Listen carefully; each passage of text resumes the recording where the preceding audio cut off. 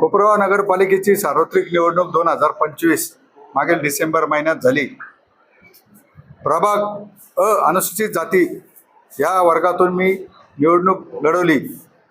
भारतीय जनता पक्ष महायुतीचा उमेदवार म्हणून विधान परिषदेचे आमदार माननीय विवेक भैया कोले यांच्या नेतृत्वाखाली नगरपालिकेत निवडणुकीत प्रभाग 9 मध्ये मी विजयी झालो. विजयी झाल्यानंतर अनुसूचित जातीचा तो प्रभाग असल्यामुळं त्याची जात पडताळणी 6 महिन्यात करणं कायद्याने बंधनकारक असताना अनुसूचित जाती जात पडताळणी समितीकडे आमचे कागदपत्र आम्ही दाखल केलेले होते.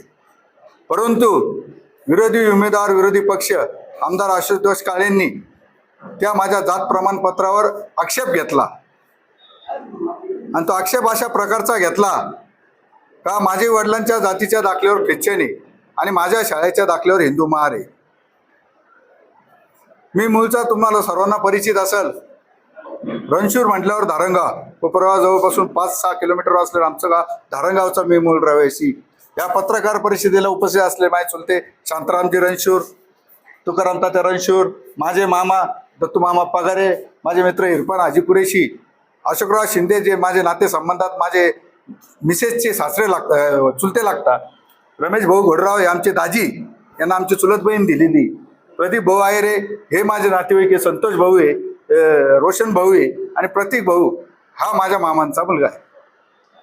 परंतु त्यांनी जो आक्षेप घेतला का माझं एकच टेक्निकल अडचण अशी होती का माझ्या वडिलांचं शाळेचं शिक्षण हे पुंतांबा या ठिकाणी झालं आणि पुंतांबा या ठिकाणी झाल्यानंतर तुम्ही जर पाहिलं वडिलांचा जन्म 1940-41 आसपासचा आहे आणि त्या काळातली परिस्थिती जर पाहिली आत्ताच्या बौद्ध समाजाची आणि त्या काळातल्या महार समाजाची, पूर्वाश्रमीची महार समाजाची अतिशय वाईट परिस्थिती होती. आणि त्या काळात पुंतांबा हे इंग्रजांचं एक केंद्र होतं. जसं आज कोपरगाव तालुका महसुली तालुका आहे, तिथं बोर्डिंग होती. त्यांच्या वडिलांची परिस्थिती नव्हती, त्यांनी त्या तिथल्या ख्रिश्चन बोर्डिंगमध्ये टाकलं आणि त्या काळातल्या ख्रिश्चन बोर्डिंगमध्ये त्यांचं शिक्षण झालं असं म्हणून तिथल्या फादरनी त्यांच्या जातीच्या दाखल्यावर ख्रिश्चन म्हणून लावलं. त्यांनी कधीही बदलण्याचा प्रयत्न केला नाही. माझ्या वडिलांनी तो ख्रिश्चन होता, ते नोकरीला लागले, त्यांच्या मेरिटवर नोकरीला लागले, त्यांनी त्याच्यात बदल करण्याचा कधीही प्रयत्न केला नाही. परंतु माझ्या शाळेच्या दाखल्यावर हिंदू महार आहे, माझ्या शाळेच्या दाखल्यावर हिंदू महार आहे. तुम्हाला दाखला तो पण माहिती, शाळेच्या दाखल्यावर हिंदू महार आहे. माझ्या बहिणींच्या दाखल्यावर हिंदू महार आहे आणि माझे आजोबा असतील, आमच्या धारणगावचे सर्व ग्रामस्थ रणशूर असतील, धारणगाव जवळजवळ आमचे 150-200 कुटुंब आहे रणशूर, मी माझे भावकीतले धरले तर. ते धारणगाव कोळपेडीला जाताना तुम्हाला जे स्मारक लागतं ते युवराज रणशूर माझ्या वडिलांचे चुलते होते, सेल टॅक्स ऑफिसर होते, ते आमच्या घरातले. शांतारामजी, तुकाराम तात्या. फक्त एकच टेक्निकल अडचण अशी होती का माझ्या वडिलांच्या शाळेच्या दाखल्यावर ख्रिश्चन असल्यामुळं राजकीय शक्ती विरोधकांनी वापरून, आमदारांनी वापरून ते जात प्रमाणपत्र अवैध केलं. सोमवारी त्याचा निकाल आला संविधानाच्याच माध्यमातून जात पडताळणी समिती. परंतु त्या निर्णयाच्या विरुद्ध ज्या संविधानाच्या समितीने संविधानाच्या माध्यमातून निकाल दिला त्या संविधानाने आम्हाला पुढील न्याय हक्कासाठी मान्य उच्च न्यायालय संभाजीनगर इथं जाण्याची परवानगी दिलेली आणि मी ही पत्रकार परिषदच त्यासाठी बोलवलेली आहे का सोमवारी निकाल जरी आला तर आमच्या वकिलांशी रीतसर सल्ला मसलत करून आम्ही मान्य उच्च न्यायालय संभाजीनगर या ठिकाणी आमची दाद मागणार आहे. तसं जर पाहिलं, तुम्हाला जर पाहिलं 1950चा 56चा इथला पुरावा आहे. जयवंत बायजा महार हे माझ्या वडिलांचे वडील, यशवंत बायजा महार, हनुमंत बायजा महार, दामोदर बायजा महार, वसंत बायजा महार, त्यातल्या जात पडताळणीत सगळं माझ्या नातेवाईकांची जात पडताळणीत ते दिलेले. आणि अशा परिस्थितीत हा महसुली पुरावा असताना जात पडताळणी समितीने आमचा कोणताही विचार केलेला नाही. फक्त राजकीय शक्तीने आमच्या नगरपालिकेची सत्ता गेली आणि ह्या नगरपालिकेच्या निवडणुकीत मी जी भूमिका, राजकीय भूमिका भारतीय जनता पक्ष महायुतीचा उमेदवार म्हणून जी आमदार आशुतोष काळे यांच्या स्टेजवर असेल, माझे भाषणं असतील, त्यांचा त्यांनी मनात राग ठेवून फक्त आंबेडकरी चळवळीतले नेतृत्व, मी गेली 24 वर्ष आले या शहरात, या तालुक्यात आंबेडकर चळवळीचा कार्यकर्ता म्हणून काम करतो. मी रिपब्लिकन पार्टी ऑफ आठवले गटाचा शहर अध्यक्ष होतो, त्याच्यानंतर तालुका अध्यक्ष म्हणून काम केले. 15 वर्ष इथल्या पदावर मी असताना एक रिपब्लिकन चळवळ उभी करण्याचा निश्चित प्रयत्न केला आणि तो राग धरून आंबेडकरी चळवळीचं नेतृत्व संपवण्याचं कारस्थान आमदार आशुतोष काळेंनी केलेलं आहे. त्या मी जर विषय घेतला स्वर्गीय शंकरराव कोल्हे साहेबांनी या ठिकाणी कोपरगाव नगरपालिकेत 96 साली सौ सिंधुताई कोपरे यांना नगराध्यक्ष केलं होतं. अशोकराव शिंदे यांचे बंधू चुलत बंधू प्रकाश भाऊ शिंदे यांना नगराध्यक्ष केलं होतं. आणि त्यांचे चुलते कालकथित आंबेडकर चळवळीतलं त्या काळातलं मोठं नेतृत्व बाळाभाऊ धोंडीबा शिंदे यांना उपनगराध्यक्ष केलं होतं. त्याच्यानंतर 2011ला सुरेखाताई राक्षे मातंग समाजाची माझी भगिनी नगराध्यक्ष झाल्या होत्या. या जर पाहिलं आता हा कोल्हे परिवारांनी मागासवर्गीय समाजाला कायम न्याय देण्याची भूमिका घेतलेली. मागासवर्गीय समाजाला न्याय देत असताना यांनी मागासवर्गीय नेतृत्व संपवण्याचं कारस्थान आमदार आशुतोष काळे यांनी घेतलेलं आहे. त्या दिवशी निकाल लागल्यानंतर त्यांनी ज्या पद्धतीचा जल्लोष केला, निकाल लागला म्हणजे ते विजयी घोषित झालेले नव्हते. पार्टीनीच ती सूचना केली, गुलाल उधळला, फटाकडे उधळले, जसं काय विजय उत्सव झाला त्यांना, अशा पद्धतीचं त्यांनी त्या दिवशीचं वातावरण केलं. पण आम्हाला मान्य उच्च न्यायालयात जाण्याचा हक्क आहे, तो संविधानाने आम्हाला दिलेला आहे, घटनेला. त्यानुसार मी माझ्या वकिलांशी चर्चा करून येत्या काही दिवसात मान्य उच्च न्यायालय संभाजीनगर या ठिकाणी माझी याचिका निश्चित दाखल करणार आहे. रक्तातल्या नात्याची एकाची जर जात पडताळणी झालेली असेल तर ती जात पडताळणी ग्राह्य धरली जाते. जात पडताळणी समितीने तो निकष आमच्यासाठी लावलेला नाही. पण आम्हाला न्याय मागण्यासाठी उच्च न्यायालयात आम्ही जाणार आहोत.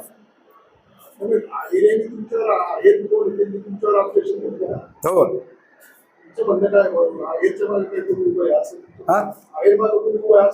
हो, आमदार आशुतोष दादाकडे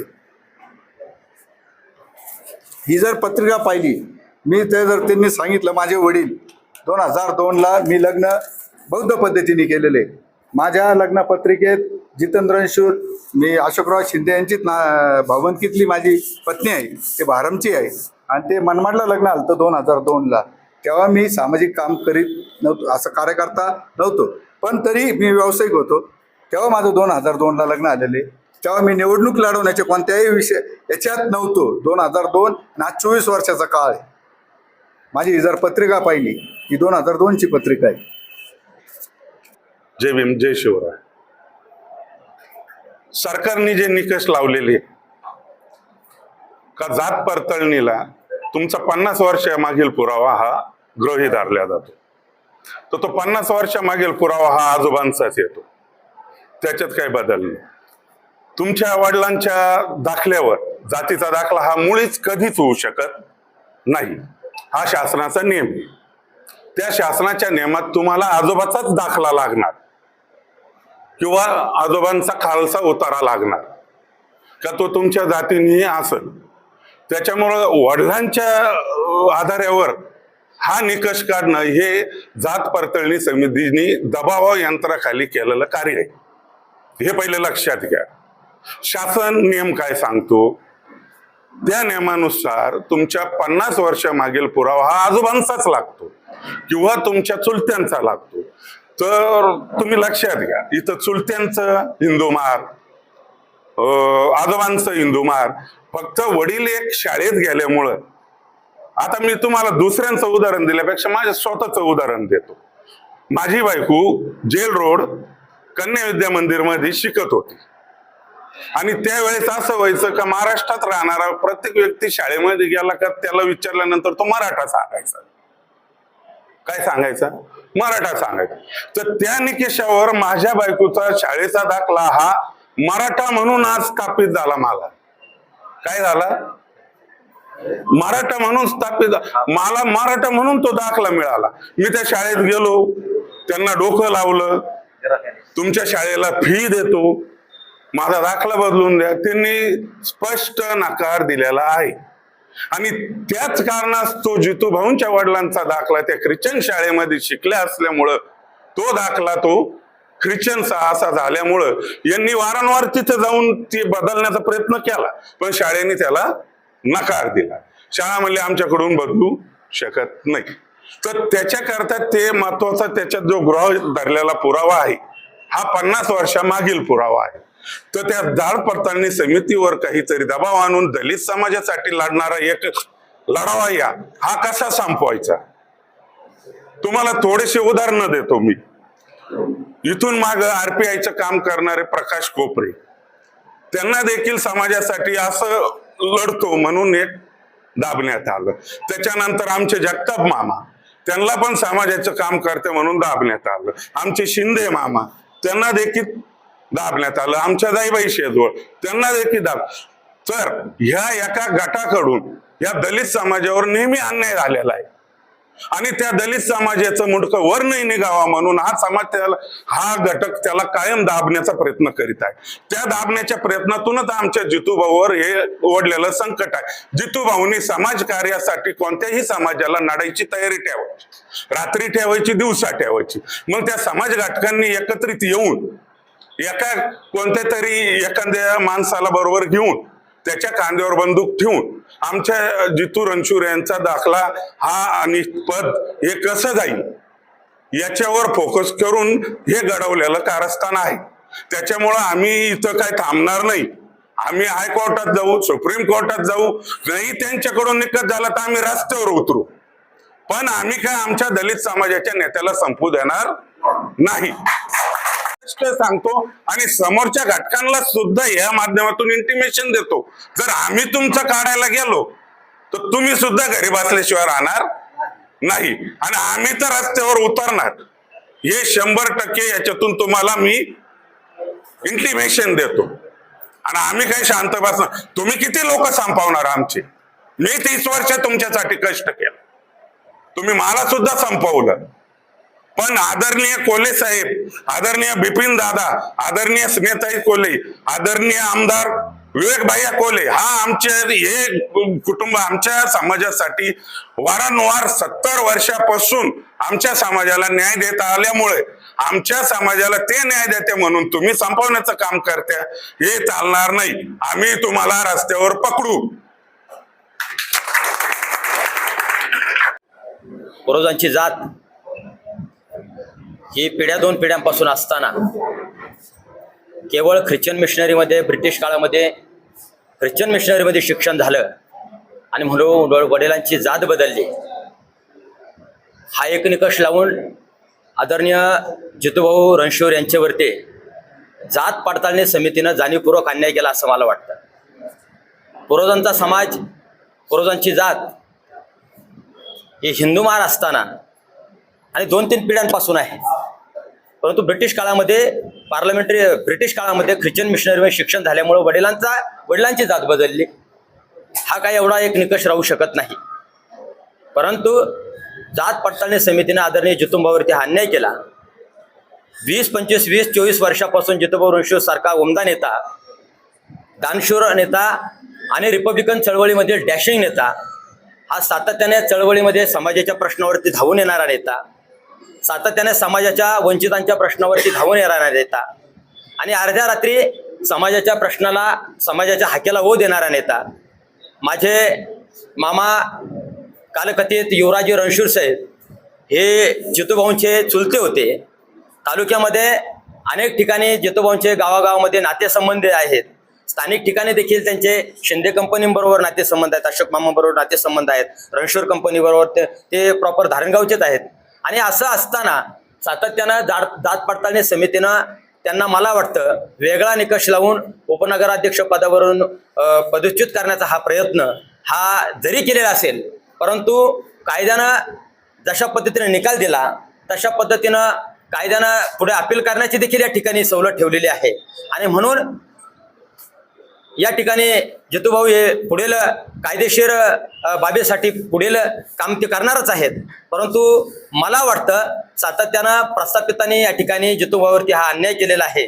भविष्य काळामध्ये दूध का दूध आणि पाणी का पाणी होणारच आहे. परंतु जितूभाऊ सारख्या माणसाला या ठिकाणी कायद्याचा ससेमिरा दाखवून, कायद्याचा धाक दाखवून, कायद्याच्या चौकटीमध्ये नको असलेल्या नियमामध्ये बसून या ठिकाणी त्रास देण्याचा हा प्रयत्न झालेला आहे. हे काही मला वाटतं हे तमाम रिपब्लिकन चळवळीसाठी, तमाम सामाजिक कामासाठी बरोबर नाही. आमचे नेते सन्माननीय बिपिनदादा कोल्हे साहेब असतील, सन्माननीय सहकारातील नेते आदरणीय आपले आमचे मार्गदर्शक सन्माननीय स्वर्गवासी शंकररावजी कोल्हे साहेब असतील किंवा सध्याचे आमदार सन्माननीय विवेक भैया कोल्हे असतील, यांच्या माध्यमामधून वंचित समाजाला सत्तेमधील वाटा देण्यासाठी सातत्याने न्याय देण्याचं काम केलं जातं. जय शिवराय. मी आपल्या माध्यमातून सर्वांना सांगू इच्छितो की इथं पत्रकार बांधव उपस्थित आहेत. ज्या ज्या वेळेस दलित कुटुंबावर आणि मुस्लिम कुटुंबावर असो, दलित असो, ज्या ज्या वेळेस या कुटुंबावर अन्याय झालेला आहे, त्यावेळेस फक्त जीवाचं रान करून या समाजाला न्याय देण्यासाठी जर कोणता नेता या कोपरगावात तयार झालेला असेल तर ते आमचे नेते जितूभाऊ रणशूर हे आहेत. आणि गेल्या निवडणुकीत या विश्वासाने त्यांना भरघोस मताने त्या ठिकाणी निवडून दिलं आणि हा विजय विरोधकांना मान्य नसल्यामुळे त्यांनी कोर्टात धाव घेतली आणि कुठंतरी या दलित नेत्याला संपवण्याचं काम हे विरोधक करत आहेत. पण तुम्ही या माध्यमातून मी तुम्हाला आवाहन करतो की तुम्ही आमचा एक दलित नेता संपवणार आणि आमचे विधान परिषदेतील आमदार विवेक भैया कोल्हे हे 10 तयार करतील. हे आपल्या माध्यमातून मी तुम्हाला सांगू इच्छितो, कारण त्यांचे नेतृत्व अभ्यासू नेतृत्व आहे. उगाच आपलं कुठंतरी ढोंग करायचं, फेक अकाउंट खोलायचं आणि जिथं कुठं विकास होतोय तिथं तुम्ही व्हिडिओ एडिट करून त्या ठिकाणी तो विकास कसा थांबवायचा ही तुमची संस्कृती ही संपूर्ण कोपरगाव तालुक्याला माहीत झालेली आहे. आणि याच्याने काही साध्य होणार नाही. जो निर्णय जात पडताळणी समितीने जितूभाऊ रणशूर यांच्या बाबतीत जो दिला तो आम्हाला कदापि मान्य नाही. हा कुठंतरी दबावाखाली निर्णय दिला आहे, हे संपूर्ण जनतेला कळून चुकलेलं आहे. पण तरी हा टीका करण्याचा अधिकार सुद्धा घटनेने दिला आहे आणि दाद मागण्याचा अधिकार हा आम्ही उच्च न्यायालयात जे काही होईल ते आम्ही रीतसर करू. पण आपल्या माध्यमातून तुम्हाला सांगू इच्छितो की घराघरात बाबासाहेब सांगण्याचं काम जितूभाऊंनी केलं आहे. तुम्ही वैयक्तिक विचाराची लढाई असेल ती समोरासमोर येऊन करा. फेक व्हिडिओ एडिट करून तुम्ही बदनामी करू नका. त्याबाबतची रीतसर तक्रार असेल ती आम्ही आमच्या पद्धतीने करू. ज्याप्रमाणे जितूभाऊंनी आम्हाला बाबासाहेब सांगितले त्याचप्रमाणे त्यांनी आम्हाला नामदेव ढसाळ सुद्धा सांगितले आहे.